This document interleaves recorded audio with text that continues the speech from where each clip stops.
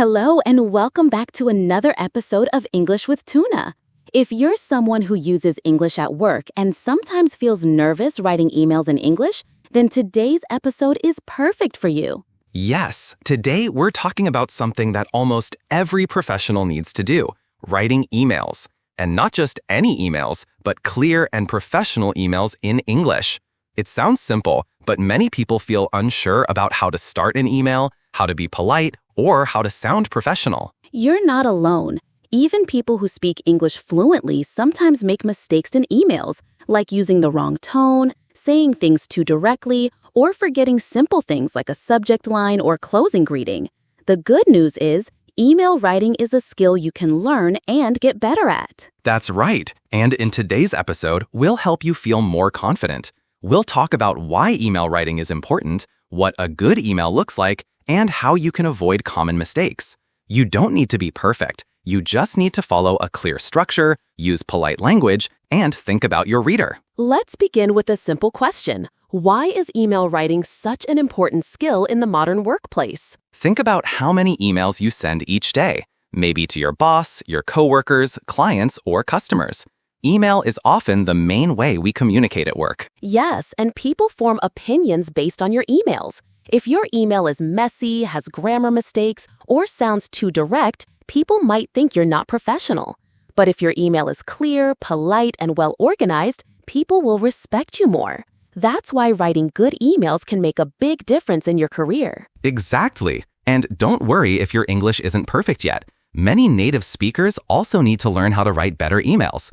It's not about using big words. It's about being polite, clear, and respectful. These are things anyone can learn, even with basic English. So, what are some of the challenges people face when writing emails in English? Good question. One common problem is not knowing how to start or end the email. Should I say hi or dear? Should I close with thanks or sincerely? Another problem is using language that's too casual or too direct, which can sound rude even if you don't mean it. That's very true. I've seen emails that say things like, I want this now, or send me this today.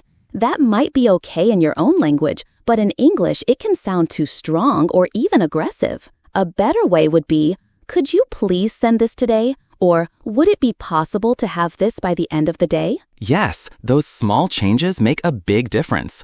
And in this episode, we'll teach you many useful phrases like that, so you can write more naturally and politely. Before we move on to structure and phrases, let's quickly talk about tone.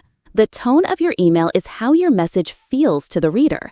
Is it friendly, serious, polite, or rude? You want your tone to be professional but friendly, not too cold, not too casual. Right. For example, if you're writing to your manager, you probably don't want to say, hey, what's up? That's too informal. But you also don't need to write like a robot. To whom it may concern, I am writing to inform you. That's too formal for daily work. A good middle point is something like, hi, Sarah, I hope you're doing well. I wanted to ask about. That sounds natural and respectful. So just remember, always think about who you're writing to and how close your relationship is. You can adjust your tone a little depending on that, but keep it polite and professional. So, to summarize this introduction, writing good emails in English is very important for work. It helps you sound professional, avoid misunderstandings, and build better relationships with people you work with. Even if your grammar isn't perfect, a polite and clear email can go a long way. Yes, and you don't need to feel scared. We'll guide you step by step. In the next parts of this episode, we'll show you a simple structure you can use in almost any email. Then we'll teach you some useful phrases for different parts of the email. And finally, we'll look at some real email examples and fix them together. By the end of this episode, you'll feel more confident writing emails at work in English, whether it's a quick message to your team, a question for your manager, or a follow-up with a client. And if you're enjoying this so far, don't forget to follow the podcast and subscribe to our YouTube channel, especially if you're learning English for your job. There's so much more we can do together. All right, let's get ready to dive into part 2, where we'll break down the simple structure of a professional email. You won't want to miss it. Part 2, Email Structure and Format. Welcome back. In part 1, we talked about why writing clear and polite emails in English is important for your job. Now, let's look at something very helpful, the structure of a professional email. Think of it like a recipe. If you follow the steps, your email will come out great. Yes, a good email has 5 main parts. 1. Subject line. 2. Greeting. 3. Opening sentence. 4. Main message. 5. Closing and sign-off. Let's go through each part one by one, with easy examples. 1. Subject line. Let's start with the subject line. This is the first thing your reader sees. It should tell them what the email is about, short and clear. A good subject line saves time and helps your reader understand your message. Here are some examples. Meeting request, Thursday at 3 p.m. Question about report deadline. Follow-up, marketing plan proposal. Notice that these are simple and straight to the point. Try to avoid subject lines like hi or important. Those are too general. Make your subject line useful. 2. Greeting, salutation. Next is the greeting. This is how you say hello in your email. It depends on who you're writing to. Here are some common greetings. Hi, John. Friendly, good for coworkers. Hello, Miss Smith. Polite and formal. Dear customer service team for a company. If you don't know the name, you can write, Dear Sir or Madam, or even, To whom it may concern. But this one is very formal and not often used now. Hi is usually okay for most work emails. Just add the person's name if you know it. 3. Opening sentence. After the greeting, we write the opening sentence. This is like a short hello or reason for writing. It sets the tone of the email. Here are a few simple and polite opening lines. I hope you're doing well. I'm writing to ask about. Thank you for your email. It was great to meet you yesterday. This part helps you start in a friendly way. If someone wrote to you first, it's polite to say thanks. Thank you for getting back to me. Thanks for your quick response. It's a small thing, but it makes your email sound much nicer. 4. Main message, body of the email. Now comes the main part, your message. This is where you write what you want to say. But remember, keep it short, clear, and polite. Use short paragraphs and simple sentences. Here's a sample. I'm writing to check if the report is ready. We need to send it to the client by Friday. Please let me know if you need any help. That's perfect. It's clear and polite. Use please when asking, and always try to be respectful. Avoid long, complicated grammar. If you have more than one point, use numbers or bullet points. For example, here are the tasks for this week. 1. Finish the draft by Wednesday. 2. Send it to the design team. 3. Prepare the slides for Friday's meeting. This makes your message easy to read. If your email is long, break it into small sections. 5. Closing and sign off. Last, let's talk about how to end your email. First, write a closing sentence. Here are some examples. Please let me know if you have any questions. Looking forward to your reply. Thanks again for your help. Then write your sign off. This is like saying goodbye. Some common sign offs are best regards, kind regards, thanks, sincerely. After that, write your name and maybe your job title or company name. Here's a full closing example. Kind regards, Maria Nyan, Sales Assistant, ABC Company. Quick review, full example. Let's look at a full example email now. This is a short email to a coworker. Subject, question about the team meeting. Hi, Tom. I hope you're doing well.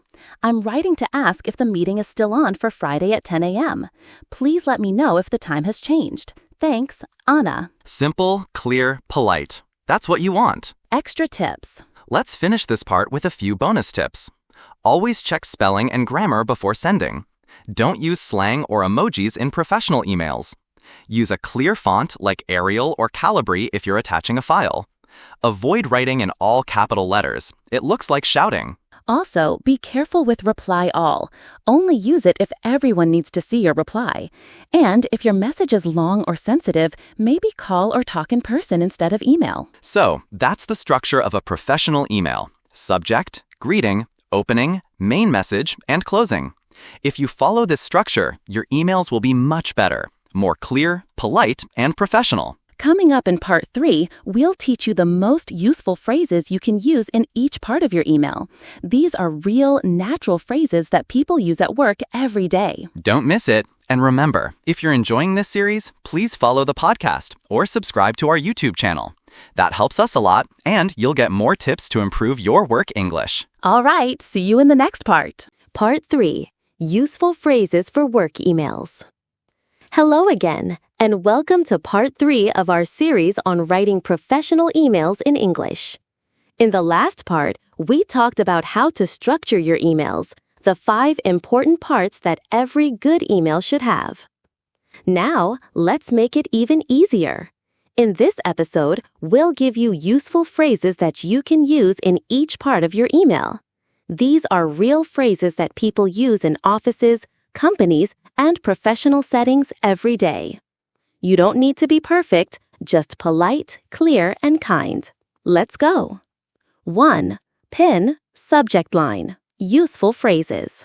Your subject line tells the reader what your email is about. It should be short but clear. Here are some good examples. Request for something. Meeting on day/time. Question about project/topic. Update, project name. Reminder, event/meeting. Follow-up, previous email topic. For example, request for leave next Friday. Meeting on marketing budget 2 p.m. Wednesday. Try to use 4 to 8 words and keep it professional. 2. Greeting, how to start politely. Next, the greeting. You can keep it simple. Here are good phrases. Hi, name. Hello, name. Dear, name. Dear Mr./Miss, last name. More formal. To whom it may concern. If you don't know the name. Try not to use hey in work emails. It's too casual. Also, always capitalize names, and don't forget the comma. 3. Wa, opening sentence. Start the email kindly. Let's now look at opening lines. How to begin your message in a nice way. Here are some useful openers. I hope you're doing well. I hope this email finds you well. Thank you for your email. I'm writing to ask about. I wanted to follow up on. It was great to meet you at event, meeting. I'm reaching out to discuss. If you're replying to someone, use thank you for your quick reply. Thanks for getting back to me. I appreciate your response. These little phrases show good manners, very important in business English. 5. Paper, main message. Phrases for making requests, sharing info, and more. Now let's move to the body of the email. This is where you say what you need to say. Ask a question, give information, request help, or share an update. Here are some simple phrases you can use. D.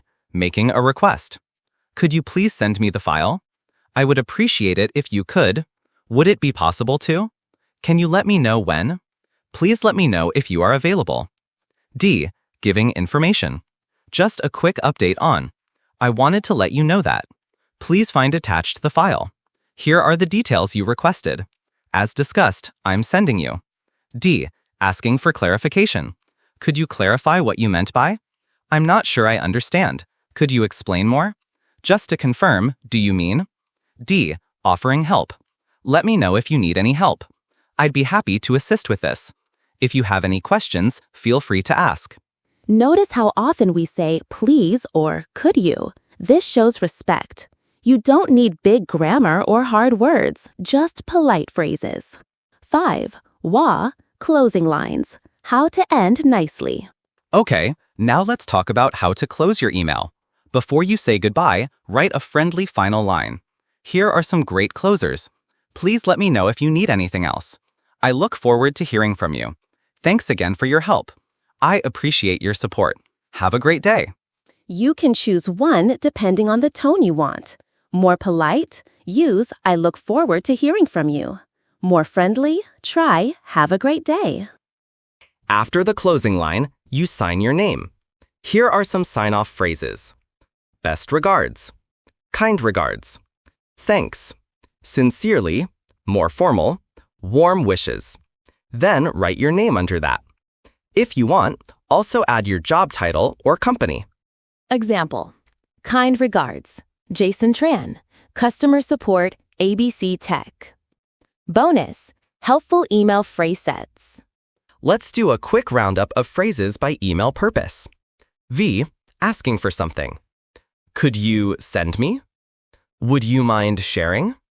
I'd like to request. V. Responding. Thank you for your email. I'm happy to help.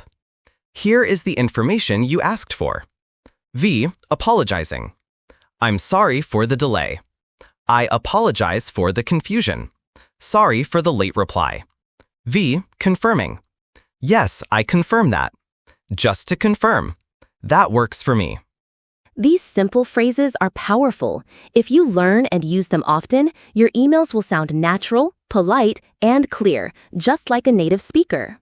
Remember, writing good emails is not about using big words. It's about being polite, respectful, and easy to understand.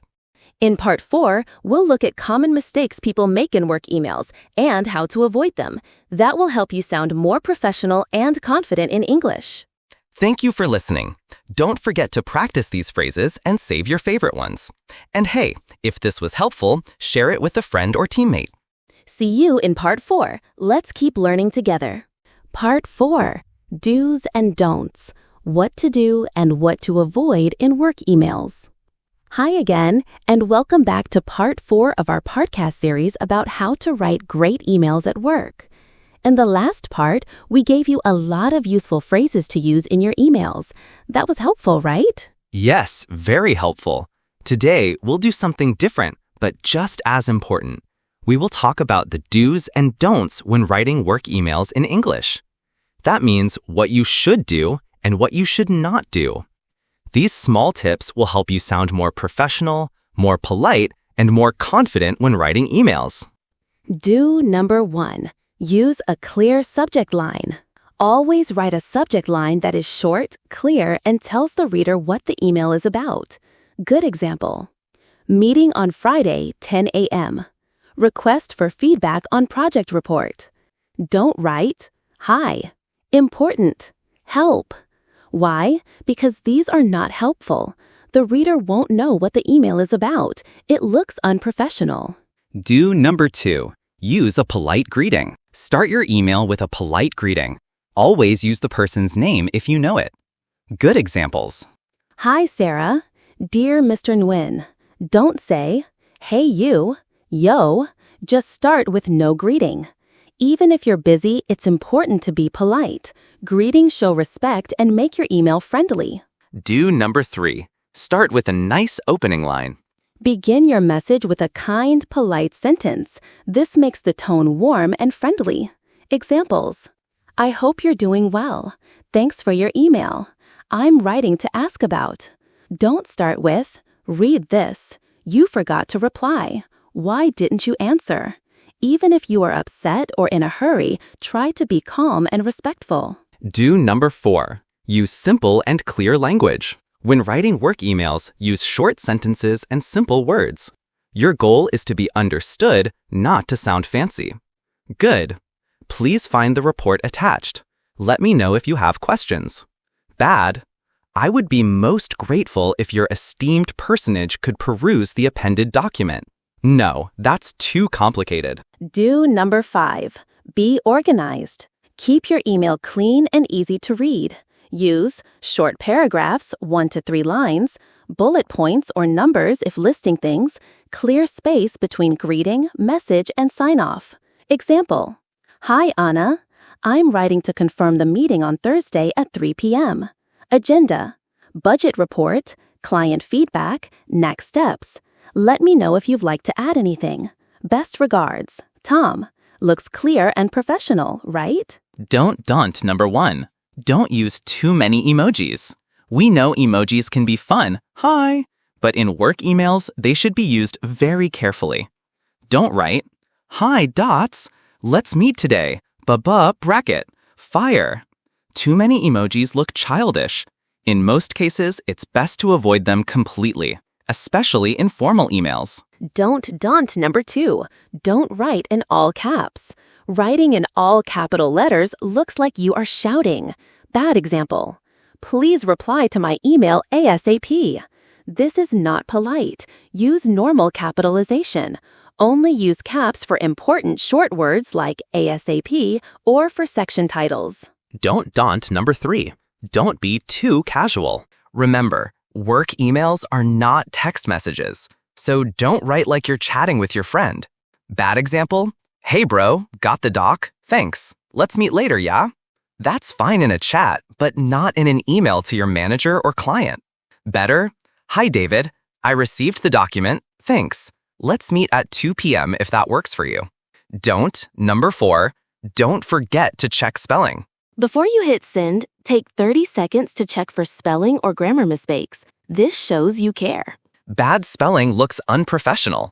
Please see the attachment. I hope this email finds you well. Dart, use a spell check or Grammarly if you're not sure. Don't, number 5, don't send emails when angry. Sometimes we feel angry or stressed, but never write and send an email when you are upset. You may say something rude, and once it's sent, you can't take it back. Dart, wait, breathe, write your email calmly, then review it later. You'll avoid problems. Comma, bonus, do. Always end politely. We said it before, but it's so important, let's say it again. Always end your email with a polite line and a kind sign-off. Dart, examples. Looking forward to your reply. Thank you for your time. Best regards. This makes your email sound professional, respectful, and warm. Dart, final thoughts. So, to wrap up this part, let's quickly review the do's and don'ts. Dart, do. Write a clear subject. Use a polite greeting. Start with a kind sentence. Be clear and simple. Check your grammar. Dart, don't. Use too many emojis. Write in all caps. Be too casual. Send when angry. Forget to check your message. Dart. If you follow these tips, your emails will look more professional and people will respect your communication skills in English. That's it for part 4. In part 5, we'll help you practice. We'll go through some sample emails, and you can listen, repeat, and learn how to write them yourself. Thanks for listening. Don't forget to share this episode with a friend or coworker who also wants to improve their email English. See you in the next one. Okay, now that we've learned about email structure, tone, and common mistakes, it's time for the fun part, looking at a real example together.